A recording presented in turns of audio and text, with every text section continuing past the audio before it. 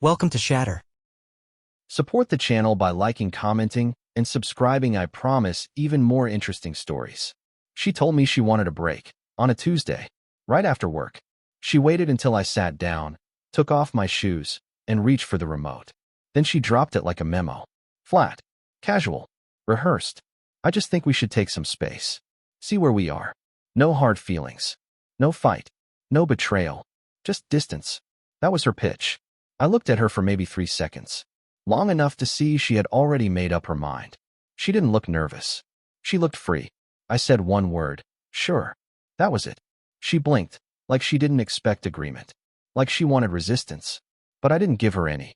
I stood up, grabbed my keys, told her I'd stay with a friend for a few days. No begging.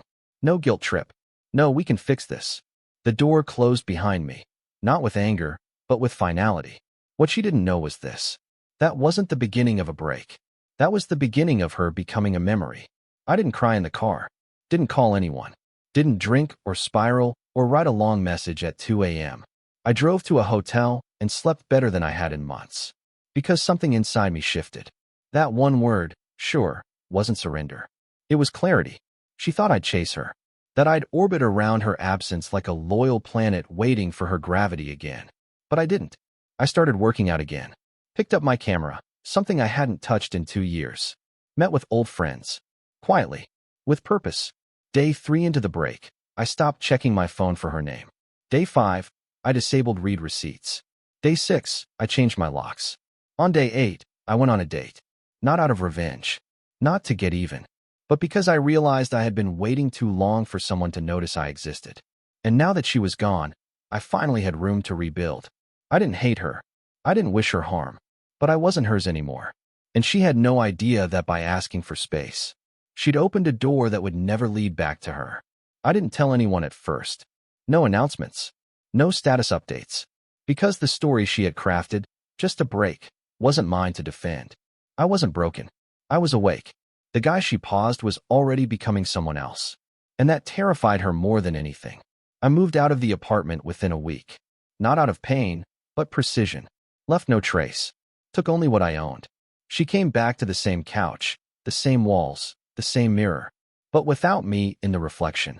A mutual friend messaged me on the 6th day. Said she had been out. Drinks with coworkers. Smiling like freedom came easy. I didn't care. Because when someone uses space as a strategy, they don't expect you to stop orbiting. They expect you to freeze in place. But I wasn't freezing. I was flowing forward. I cut off our streaming services. Unlinked our playlists. Redirected my mail. Every little move was surgical, calm, final, silent. She texted me once during that second week. How are you holding up? I stared at it for a while. Then deleted it without opening. Holding up? I was moving up. I changed gyms. Not for the equipment, for the location. Somewhere farther from memories. There, I met someone. Her name was Rachel. She wasn't flashy. She wasn't loud. But she listened. And more importantly, she never made me feel like a placeholder. The first time I laughed around her, it surprised even me. It wasn't forced. It wasn't defensive. It was clean. Free. Meanwhile, the silence from my ex was starting to bend. She posted a story one night. A drink. A view. No caption. Obvious bait. I didn't bite. That same weekend, she texted again. Been thinking about you. This time, I didn't even read the preview. I just blocked the number. Because something had shifted. She gave me space, and I used it to build walls she couldn't climb anymore. By the time she realized what that break really meant, I had already stepped into a version of myself she didn't recognize, and could never reach again. It took her exactly 21 days to realize she'd made a mistake. 3 weeks without me. 3 weeks of freedom, flirting, fresh starts, or so she thought. She called. I didn't pick up. She messaged again. This time longer. I've been thinking. Maybe this break helped me see what really matters. I read the first line, then deleted it. There was no anger in me. No heat. Just distance. Measured, controlled, irreversible. A few days later, she showed up at my new place. She had no idea how she found the address. Maybe a friend told her. Maybe she tracked it herself. She stood at the door, small smile, loose hoodie, trying to look familiar. I opened it, leaned on the frame, said nothing. She started with a nervous laugh. Said she missed us. Said she didn't expect to feel this lost. But she didn't understand. There was no us left to miss. She thought this was a chapter we could flip back to. She didn't realize I had closed the whole book. I let her talk. Didn't interrupt. Didn't reassure. Because sometimes silence is the most honest answer you can give. When she finished, I told her one thing. I'm not angry, but I'm not available. That landed like ice. No insult. No revenge. Just a statement of fact. She asked if there was someone else. I didn't answer. She asked again. Still nothing. Because truth didn't matter to her, only access did. And she had lost that the moment she walked out assuming I'd stay frozen in place. She left without saying goodbye. Didn't slam the door. Didn't cry. But something in her walk said she finally understood. This wasn't punishment. It was closure. Later that night, Rachel and I shared dinner. Simple. Warm. No drama. She asked nothing about my past. She didn't need to. She wasn't competing with a ghost. She was meeting the man that ghost left behind. That was the night I deleted the last photo. Not out of spite, but because I didn't need proof that I had survived her. She said, let's take a break. I said, sure. She thought it was a pause, but what she gave me was permission to disappear. A week passed after she left my doorstep. No new calls. No more messages. Just silence. But not the kind she used to enjoy. Not the kind she used to weaponize. This silence wasn't power. It was consequence. Through mutual contacts, I started hearing the shifts. She stopped going out.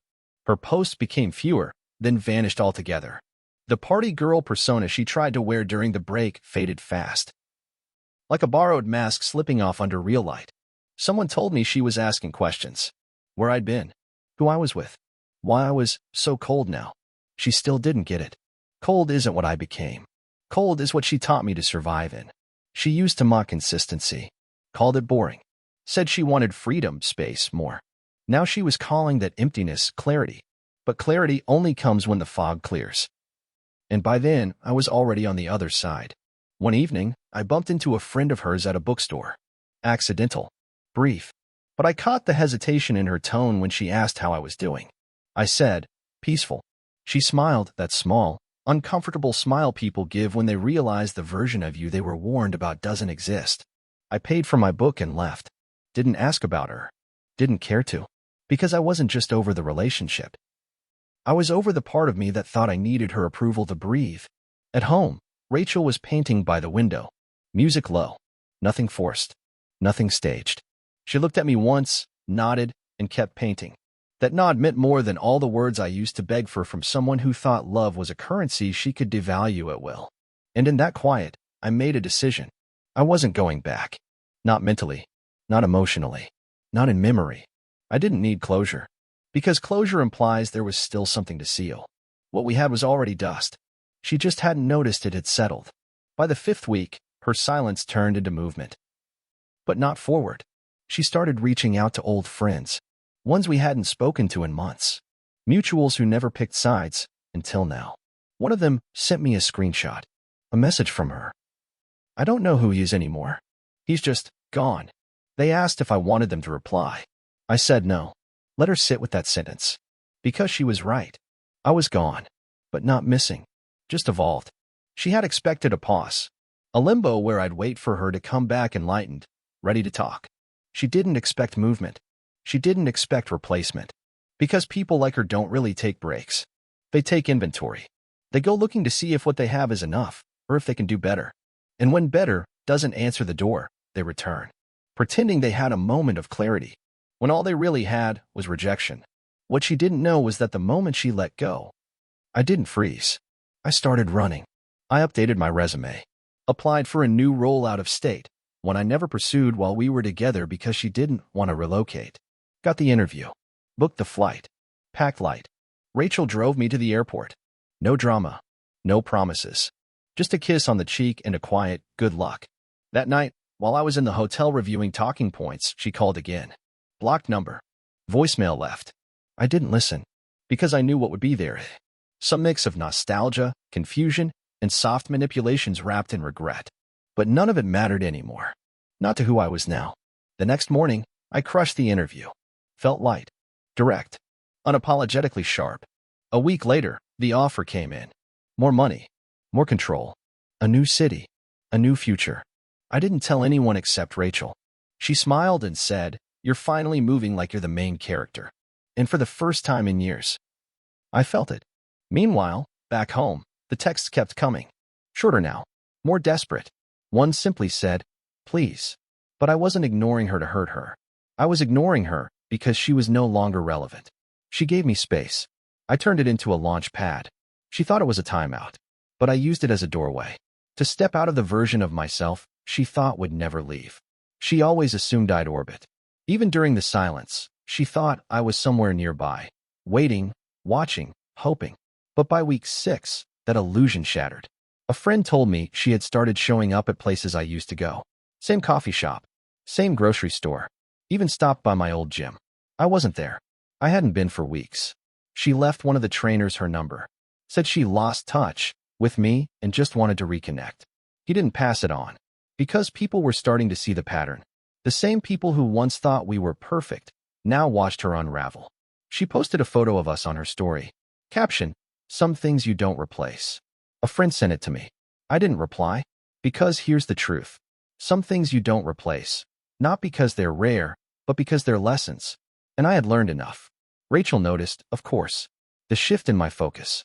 The way I'd pause sometimes, like a ghost had brushed past my thoughts. But she never pushed. She just existed beside me, steady, real. One night, I told her everything. Not to compare, not to vent, just to let it out. She didn't offer advice. She didn't judge. She said, "Sounds like you finally chose yourself." And that was it. The moment I realized I wasn't just leaving something broken, I was building something solid. Meanwhile, my ex tried one last play. She reached out to my mother, said she was worried about me, that I was acting different, shutting everyone out. My mom asked one question, "Are you asking because you care, or because you lost control?" There was no answer. She hung up. That's when I knew. Even my family had seen it. The imbalance. The slow drain of being loved conditionally. They never said anything while we were together. But they knew. Now they were watching me stand up, brush off, move on. She thought her silence would scare me, that I'd fear losing her. But what she gave me was space. And in that space, I remembered who I was. Not the man who tolerated her moods.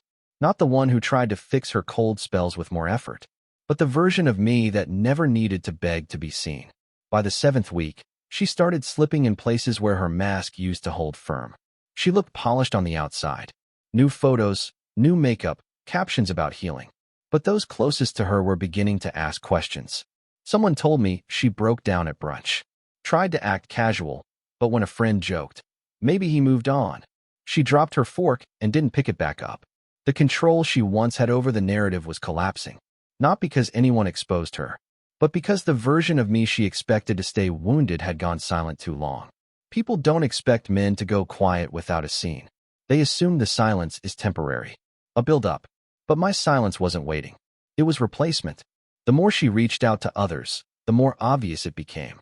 She wasn't heartbroken. She was confused. She had bet on a pause, not an ending. But what she didn't understand is that some exits don't come with slamming doors. They come with absence, an absence that stays. She texted me again. One line, "I just want to understand." I didn't answer, because understanding is an ode to someone who dismissed you mid-sentence for months. Her friend, the one who used to always take her side, messaged me too. She said, "She's not doing well. I think she thought you'd chase her." I replied with one sentence. She thought wrong. And that was it. That same night, I finalized the move. New city, new lease, fresh start, clean cut. Rachel was there when I signed. Smiled. Didn't say much. She didn't need to. She knew I wasn't running from anything. I was walking toward myself. Back in the old city, my ex was finally starting to understand what true loss feels like. Not when someone explodes. Not when someone begs. But when someone simply detaches. She hadn't lost a man. She had lost the illusion of control. And the more she tried to claw it back, the more it exposed how little she ever really had. She found me just before I left town. I don't know who gave her the new address. Maybe a shared contact. Maybe she followed a digital breadcrumb I hadn't noticed. But she knocked. Early evening. Rain on her jacket. Eyes searching like she didn't recognize the man she once knew. I opened the door. She didn't speak at first. She just stood there, waiting for me to fill the silence she used to dominate. I didn't. Eventually, she stepped inside. Not invited, just assumed. Old habits die slowly. She looked around. New space. New furniture. No trace of her. And that unsettled her more than any words could have. She said she just wanted to talk. That she needed clarity. That she deserved it. But what she really wanted was proof she still mattered. She sat down like it was still her right. I remained standing. She began the speech, carefully written, clearly rehearsed. She never meant for things to go that far. She just needed time to figure herself out. She always thought we'd find our way back. I didn't argue, didn't nod, didn't feed the story, because none of that mattered now. What she didn't understand was that closure isn't a conversation. It's a conclusion you come to when nothing else is owed. She said I looked different. Said I felt harder. I almost laughed. No, I wasn't harder. I was just done being soft where it cost me my peace. She asked if there was someone else. I said nothing. Not because there was shame, but because I learned that some truths lose power when handed to those who abused it. She stood up, looked around one last time, said she wished she could go back, said she missed what we had. I told her calmly what we had ended the moment you paused it. And in the silence, I grew. She didn't cry, didn't scream. She just stood still. And in that stillness, she finally saw it. The version of me she once controlled was gone. And the man in front of her didn't hate her. He just didn't need her. She left. No hug. No final look. Just the soft click of a door behind her, closing on everything she thought she could rewind. She didn't show up again after that night. And I didn't expect her to. Because what happened wasn't dramatic enough for a second act. It was too still. Too surgical. She thought she was walking into a storm. What she found was absence. I didn't yell. Didn't accuse. Didn't give her the emotional chaos she could twist into victimhood. I gave her distance. And for people who thrive on control, that's the real punishment. Being met with nothing. The messages slowed, then stopped. No more guilt-laced lines. No more vague attempts to restart something unspoken. She faded, not suddenly, but in layers. I heard from a mutual that she started pulling back from social circles. Stopped going out. Left conversations early. Like something was off, but she couldn't name it. They said she wasn't herself. But I knew better.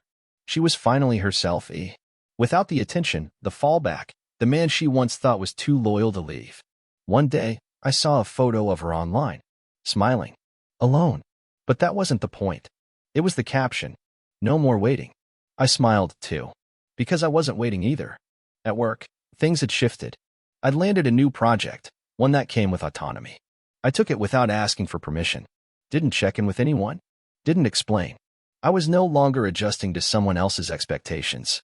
I moved how I wanted, spoke when needed, and left when I was done. Rachel noticed. Said I seemed lighter. She was right. Because when you stop carrying the weight of someone else's indecision, you start moving faster. My ex didn't explode. Didn't collapse. But her power dissolved in real time.